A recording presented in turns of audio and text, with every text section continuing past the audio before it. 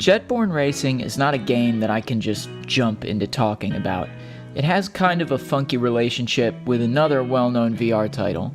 Don't get me wrong, I absolutely love the game, as we will discuss soon, but in order to do the justice I feel it properly deserves, I'm gonna have to tease you by talking about its close relative, VTOL VR.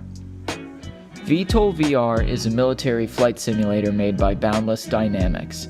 It's groundbreaking in that it's the first flight simulator made natively to support VR, and as such, it's incredibly immersive.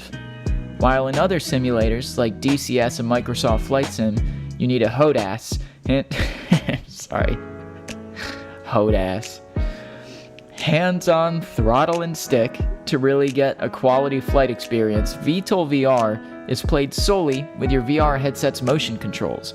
You use your hands to manipulate the throttle, the stick, and every button and switch in the cockpit. It all works incredibly well. The motion controls are responsive and snappy, the systems in the planes are diverse and complex, and it all looks really, really good. The only thing that players keep asking about is one thing, and that's multiplayer. The good news is that multiplayer is already supported in the form of a mod. The bad news is that the mod can only handle so much, and while fun, lacks the polish and ease of use that the rest of the game touts.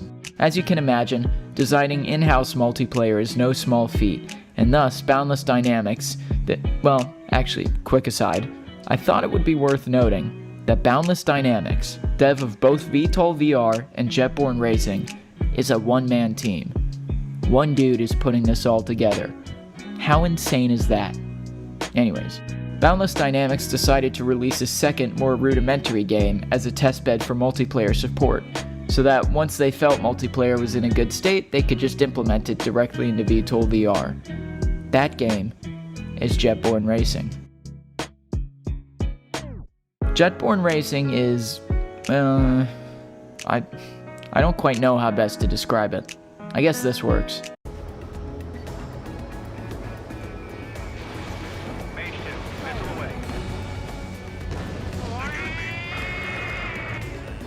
Yeah, Jetborne Racing is the love child of Ace Combat and Mario Kart.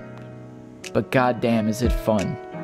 The game features two modes, Hot Lap and Multiplayer. In Hot Lap, you compete for the fastest individual lap times against the ghost of your fastest lap. Pretty simple. While this mode is complemented by the intuitiveness and immersiveness of the VTOL VR style cockpits, the game really shines in the multiplayer. In the multiplayer, you and other players race each other on various maps that range in presentation and complexity. Some are simple and complement a certain style of match that we'll go down into in a bit. Others provide a nice mix of simplicity and complexity.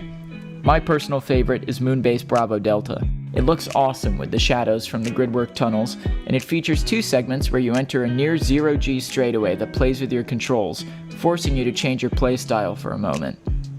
And other maps... Infrastructure. So many turns and yeah, fucking do this, bro. Some are pretty insane. They all bring something different to the table in terms of visual style and difficulty, but it admittedly would be nice to see some sort of workshop support. VTOL VR has a thriving mod community that really helps the game shine. You can fly in historic campaigns like the Falkland Islands, the Six-Day War, or the unblocking of the Suez Canal. Jetborne's maps aren't bad, quite the contrary in fact, but there's no denying that adding functionality for third-party content would do wonders for the game and its community. The planes themselves are visually similar to the ones you'd find in VTOL VR, but are understandably simplified to both save resources and to allow important stuff to take up plenty of space on your panel. But what about when you're not flying the planes? Boundless Dynamics made the game so fun to experience, even as a spectator. Check this shit out. I'm gonna win the fucking Super Bowl. Yeah. Oh, fuck. If the planes are flying at or above the speed of sound, you get a massive sonic boom when they pass.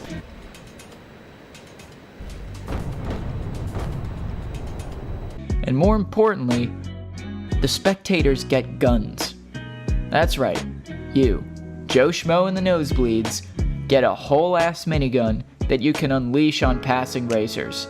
It's so much fun.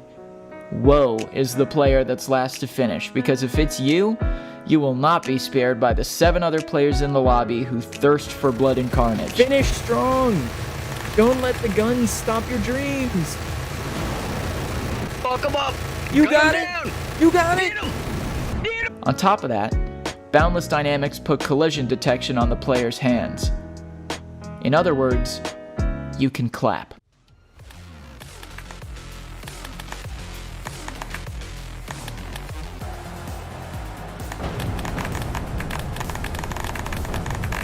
What a stupidly fun mechanic.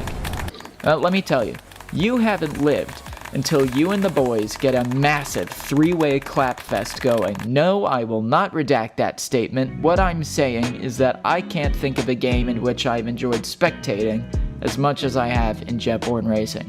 Flip this last guy off. Everybody flip him off. Let's go.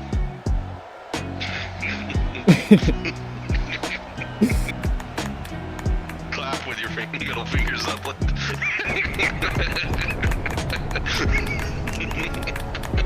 Now let's circle back to the planes themselves.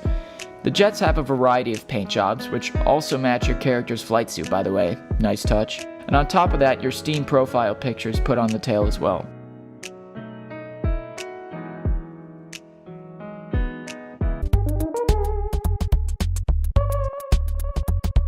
The planes themselves fly like you would expect a fighter jet to fly. They're snappy, responsive, and super nimble. That being said, save for the very beginning map, you can't simply stick the engine at full throttle and expect to survive. Braking is a thing, and on some of the maps, you're gonna learn the hard way how necessary it can be. Oh, I didn't brake enough.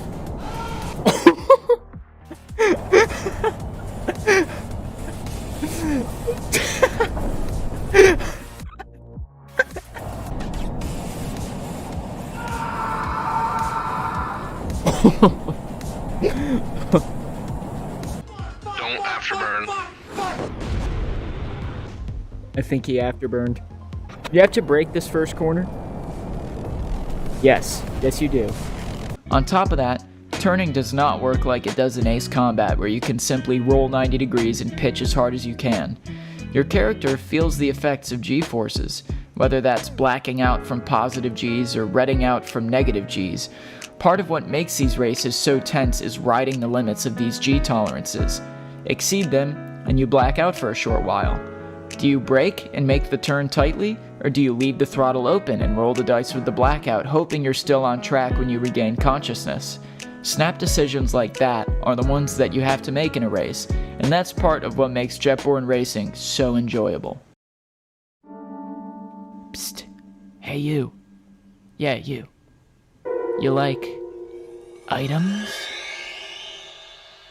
Jetborne does have, and default to, sweaty competitive try-hard mode in which it's just you, the map, and the other players, and that's cool. I get a shot of serotonin every time I hear, Good job, that's your fastest lap yet. but the real fun in Jetborne is had when you enable items. Doing this turns Jetborne from iRacing to Mario Kart. EMP novas, shields, missiles, it's all there. Having items changes how you strategize in a race. Sure, you want to get ahead, but do you want to get in first place early on and be the target of 20 million King Killer drones right off the bat? I say all this like you strategize when items are on, but let's be honest, Jetborne with items is an absolute shit show. And I absolutely adore it. In conclusion, Jetborne Racing is what happens when a developer is so good that even their side projects are standout titles.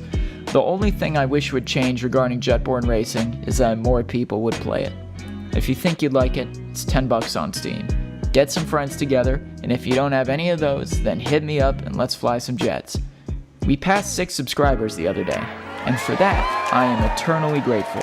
So big thanks to Brian and Hootendow and the other 4 of you sneaky salamanders who have your subs privated. Much love. Have a good one, and see you around.